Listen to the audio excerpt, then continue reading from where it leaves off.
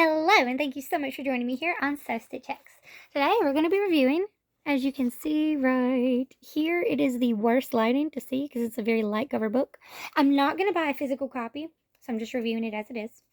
It's Two Princes of Summer by Nissa Letter. I probably said it wrong, but oof. Okay, so I read this book 3 times. I have it as an audiobook. It's not a long book. It's like 6 to 10 hours. Like, it's not long. But, I absolutely hated it. I'm not gonna lie. I listened to it 3 times because the first 2 times was so bad, I kept zoning out and I couldn't pay attention. I hated it. I took notes on it since I did listen to it a while back and knew I couldn't keep track of something I didn't even like. Two Princes of Summer starts with this main character called Scarlett. I did not relate to them from the start. They were more, it is a young adult novel, and it felt more sexual than I wanted it to be. Like, I don't care if it's a little bit sexual. Some of the young adult books get way too sexy for me. I'm like, the romances I read aren't even this sexual. Like, what the fuck? Like, this is for, like, when, it wasn't like this when I was in high school. Hell, when I was in high school, one of my favorite books was about a girl who couldn't decide between a snake guy and a bird guy, and she ended up going with the fucking lesbian wolf, and that one wasn't even as sexy as this. Like, oh, what is going on? Oh, that was a great book. Once I find the title, I'm gonna review it because that's the best. But, yeah, no, like, so, like, she's dealing with a lot of grief because her mother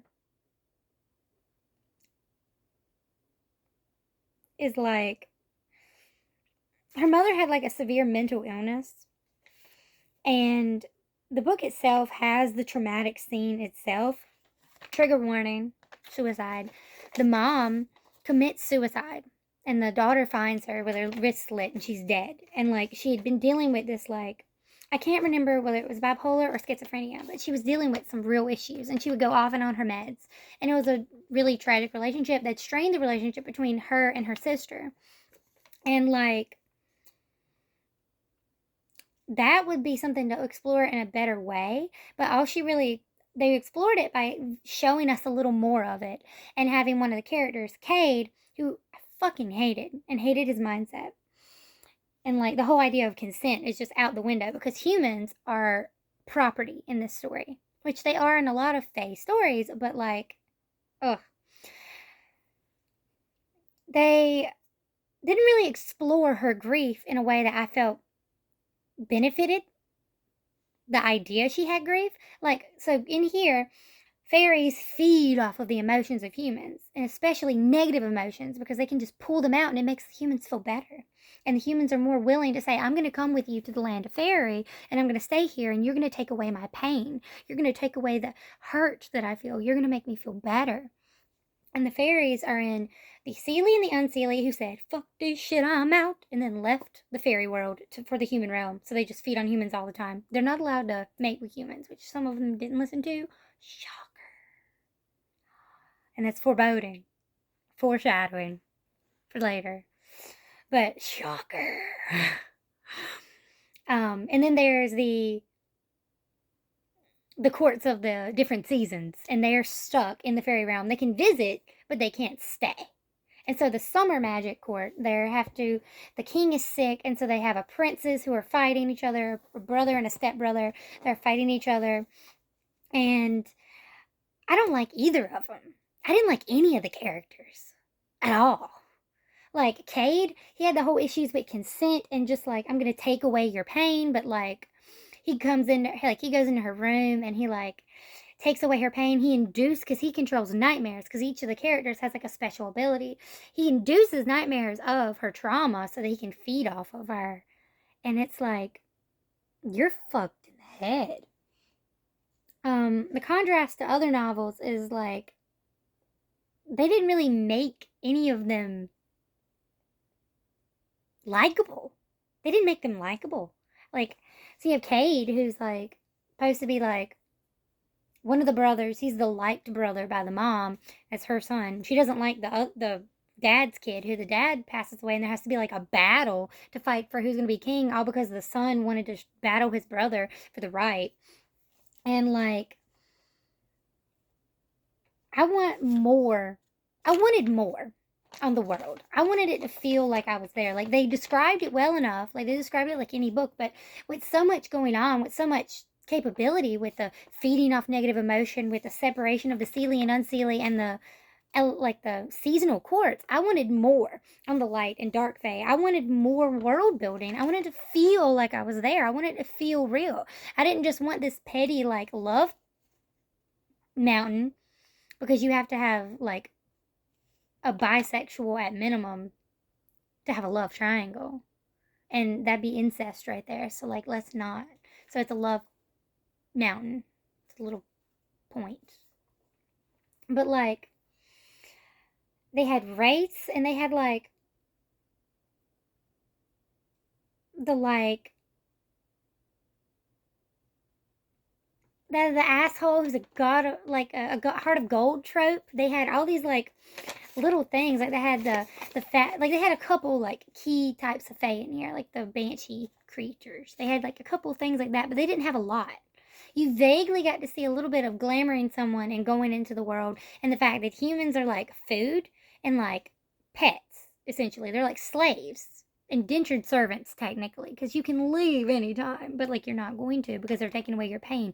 They are a drug.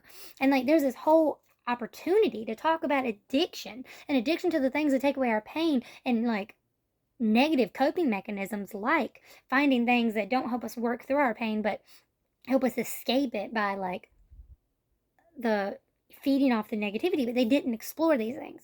They had the opportunity with the character who's trying to leave the grief of her mother. They had the opportunity with the friend who had low self like worth, all because one boy told her she was fat and everyone else thought she was beautiful, but that one boy fucked her up. You have the idea of consent with people invading your dreams, the idea of people invading your mind and erasing your memories, people who aren't doing anything with the consent. There's so much on addiction, and there's so much on grief, but they don't explore it in a way. I feel like young people could grow from having it better explored in this novel. They had it set up perfectly to do so. They just didn't. They just dropped the ball. And I felt like if I'd have found this book when I was younger, I would have still been wanting. Books like The Sky is Everywhere is a beautiful book that explores grief of like the loss of a sister. And like, no, I didn't relate to her because she was more using sex to explore her to like grief, because that is something people do. And I didn't relate to that, but that book explored grief in a way that I understood. And it was in a way that I could catch on to what's going on. This book didn't explore it as much. They just had all the lust and none of the understanding of feelings and of emotion, and it didn't have the depth that I wanted. It's like a tangent, but like, they followed with that theme of the possession of a woman, the theme of a fearful woman seeking like a man to help her, but they didn't go anywhere. It didn't go anywhere, and I was so disappointed. Like, why? So like I said, I had to listen to it like 2-3 times just to know what the fuck was going on, because it was just fucking awful. And like, the conversations that didn't happen, like, they had manipulation. You had people taking advantage of her. You had the idea of trauma bonds. Like, the whole entire concept of their slavery is built on the idea of a trauma bond between all these like indentured servants kind of together, even though it's like dog eat dog world, they still kind of stick together. And like, you could explore the idea of a trauma bond, because like, the prince that was meant to be more favorable of the two, the wraith, was like, I couldn't even remember his name. I honestly forgot for a second.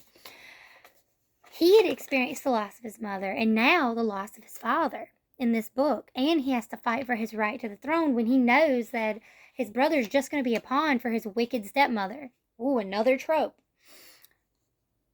But like, they didn't explore the trauma bond. Maybe that's why they got together. They did have a sex scene. It wasn't like sex is happening in this scene. It was making out, end of scene, like Twilight level. Wake up, we made love. And it's like, you had Cade after her, all over her, just touching her and all over. And she's like, stop, stop, stop. And like she had to keep saying stop. And he tried to guilt her and manipulate her and make her feel bad about it. You had Wraith, who was with her and actually was like, and I'm like, you don't even know this person. You don't know what's going on. You're not even home. You don't know how to get home. What are you doing? And then you have the king, one of the kings from, I think it was the Unseelie King, who's there, and he's all over them. And I was a little, at first, when I first listened, I thought he was older than he was. He's probably the right age for her, because of course, it's a YA book, so everyone's going to be a teenager. Like, that's how that works. But when I first pictured it, I'm thinking, this is a king, this is a monarch, so he's probably old. So I'm thinking, daddy, all over this teenage girl. I'm like, ugh. Like, ugh. Like, I'm okay with a couple years older than me, but, like, we're getting into, like, daddy. Like, daddy age. Grandpa age. Like, I'm not cool. I was not cool at daddy. So, like, they're all these oversexed characters. Like, this, like, the king can kind of sense her lust and is like, he induces that feeling in the characters. Like, that's one of his maneuvers. I'm like, why is there so much sex? Like, I wasn't this oversexed as a teenager, but like, I'm also like asexual. So like, I had like less than other people. I wasn't that into this much kind of stuff, but oh my God. It was just so, it was too much sexuality in a book. Like, just all over the characters, and they didn't really work with consent. They didn't really bring up the concept of the manipulation. They visualized manipulative tactics with the mother to the son, with the son to the to this girl as the main character.